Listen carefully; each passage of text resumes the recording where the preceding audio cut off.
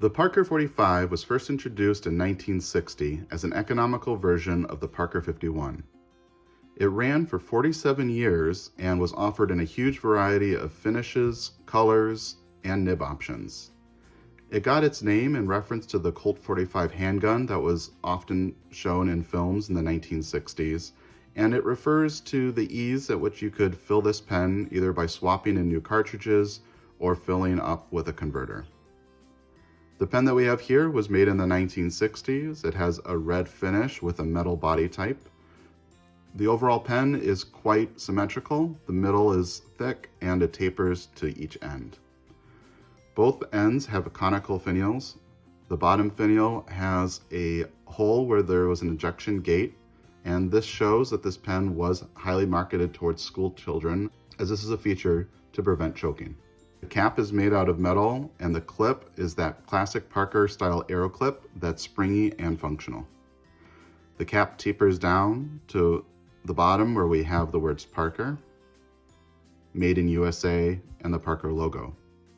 The cap pulls off to reveal a section that matches the pen body and a nib unit that's black in color with a semi-hooded stainless steel nib.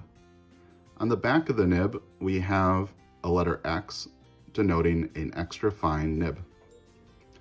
In the hand, the pen is extremely comfortable and lightweight and well balanced. The cap posts deeply and securely thanks to that symmetrical design, and it backweights the pen just to the crook of my hand, which makes it even more well balanced. Towards the bottom of the section, we have a step up to the barrel with a little metal band, and the rest of the body tapers down to that point. In terms of size comparisons, here we have the Parker 45, a Pilot G2 rollerball pen, and your typical Sharpie. At the top of this video, I mentioned that the Parker 45 was offered in multiple colors and finishes, and here we have a selection to look at. This is the red one that we just looked at. It was made in the early 1960s. The blue and the black are very similar to the red, however, the cap is made out of the same black resin as the rest of the pen body, and those were made in the late 1960s. The blue has gold trim, while the black has the same chrome trim as the red. And this last one down here is a flighter style that's different than the rest of these. This one actually has a date code, which is shown on the back here, IIIE, which they started doing in the 1980s, and I looked it up. IIIE refers to the year 1998. Let's take a look at these pens uncapped. Uncapped, we see that the trim color is followed through onto these middle bands, and all three of the plastic versions have sections that match the body color. The Flighter is the only exception there. It has a black section. I feel like that's a miss from Parker. They could have carried that stainless steel onto the section to make a more seamless look, similar to this Wingsung 601 that I modified. On the back of each nib unit, we can see the size of the nib. We have a 14 karat gold medium, a 14 karat gold A for accounting, a stainless steel X for extra fine, and another 14 karat gold M for medium. Let's look at how these pens are posted. All caps post deeply and securely, though it may be worth noting the Flighter version does post a little shallower than the rest. To disassemble the Parker 45, cap pulls off, and the section unscrews from the barrel. On this unit, I have a modern Parker converter, but you can fit Pen BBS style converters on these, as well as this retro Parker Eversharp converter that came with the 1960 red one.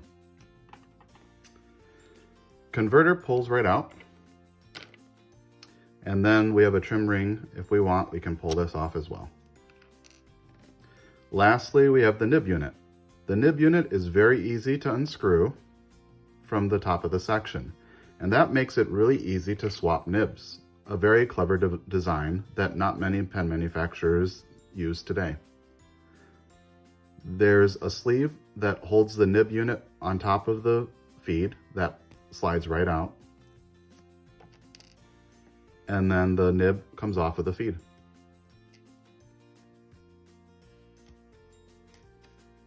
At this point, the pen is fully disassembled. To reassemble, we'll start with the nib unit.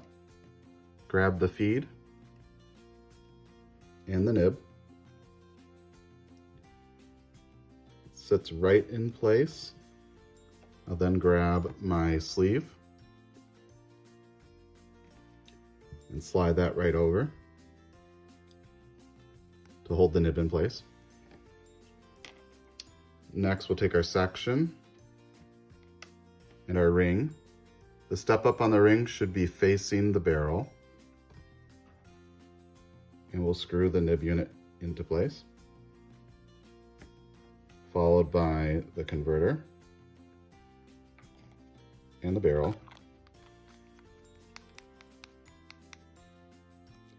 And lastly, the cap.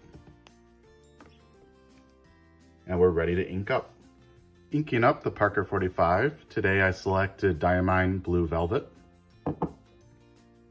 Cap pulls off, barrel unscrews. For the converter, we want to make sure the piston is all the way down.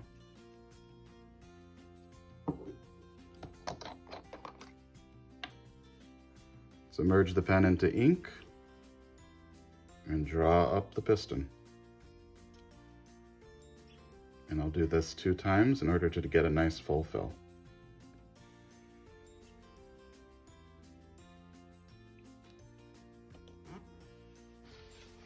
Go ahead and wipe off the excess ink.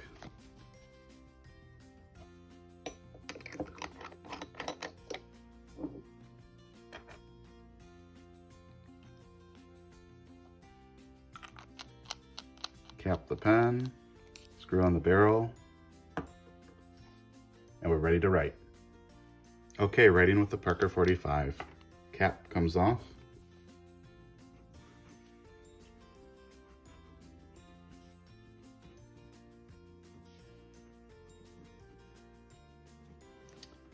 This one has a 14 karat gold medium nib.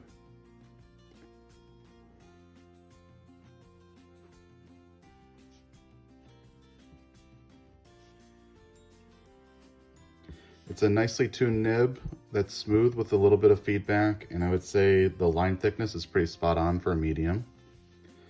Our ink, again, is Diamine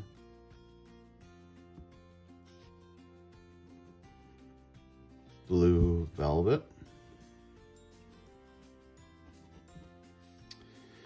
In terms of line variation,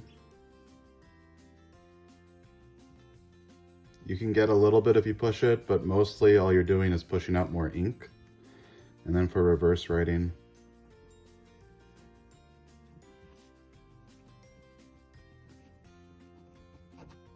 it's a little scratchy, definitely dry, but if you're in a pinch, you could get a thinner line using reverse writing. Maybe not the most reliably.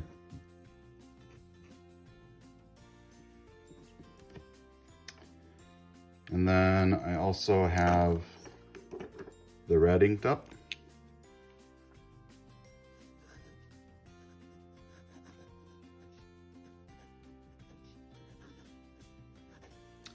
And this red has a stainless steel X for extra fine.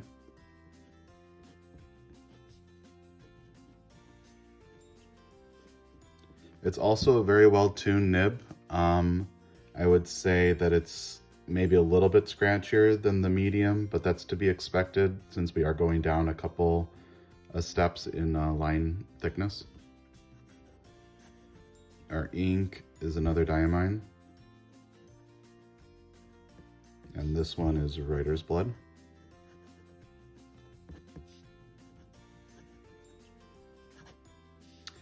And for flex, you don't really get any. It's a pretty stiff steel nib. And for reverse writing,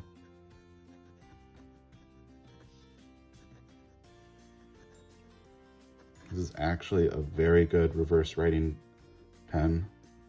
If you're in a pinch and you need a thinner line, flip the nib over and you can get it pretty easily.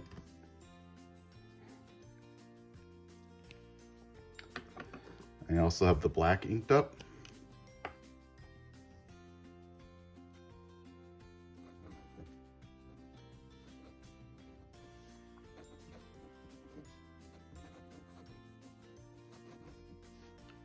And this one has a 14 karat gold nib, and it's marked with an A.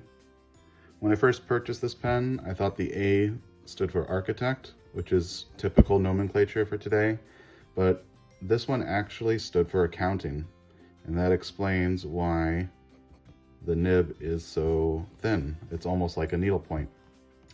But it is well tuned and it writes really smoothly, especially for such a thin line. For this one, I chose a good flowing ink and I went with my standard Waterman Intense Black.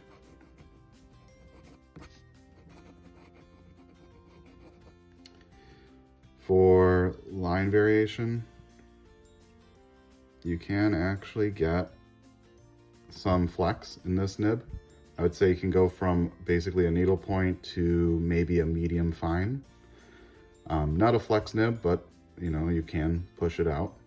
And for reverse,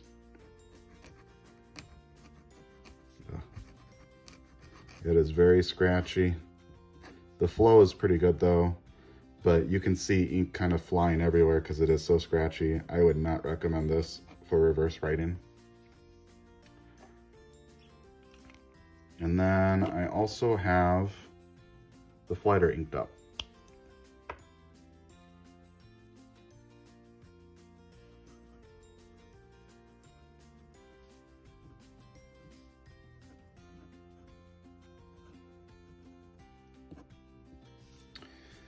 And this one has a 14 karat gold medium.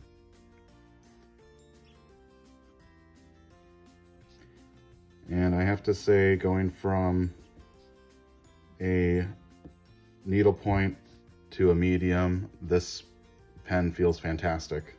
Very, very smooth. Our ink today, I actually have this pen inked up with the converter that came with it.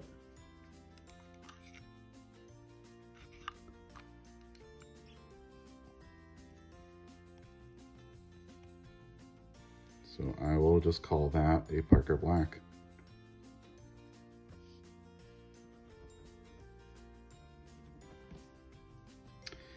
And then for line variation, you don't really get any. The line gets a little bit darker just from pushing more ink through, but that's about it. And for reverse,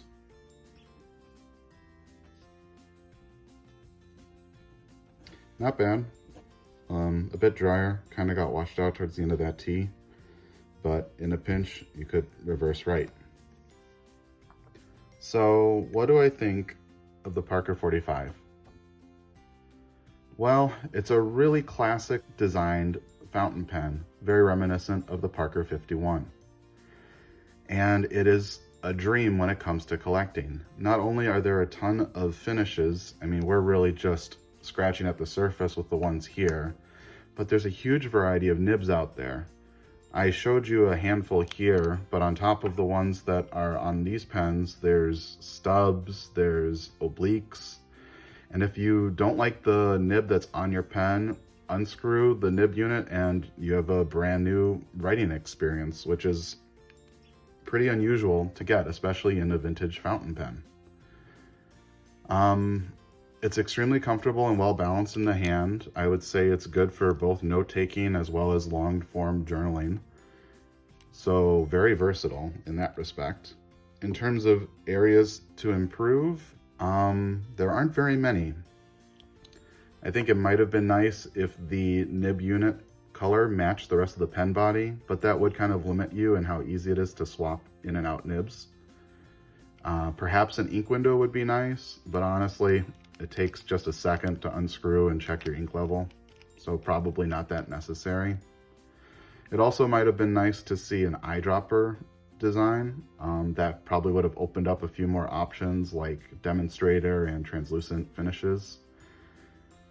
But that wasn't really what the purpose of this pen was. The purpose of this pen is a workhorse, and it matches that to a T. Now, if you don't want something that is inexpensive looking, you can also opt in for the more expensive finishes like this Flighter. They also have this in gold. I've seen anodized aluminum versions. There's a huge variety out there for the collector and a pen enthusiast alike.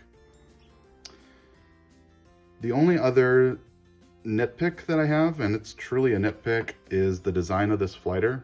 I think it would have been nice if the section matched the stainless steel of the body, kind of similar to this modified Wingsung 601. I think that's just a more seamless appearance. But like I said, that is just being nitpicky. And that just leaves me to say,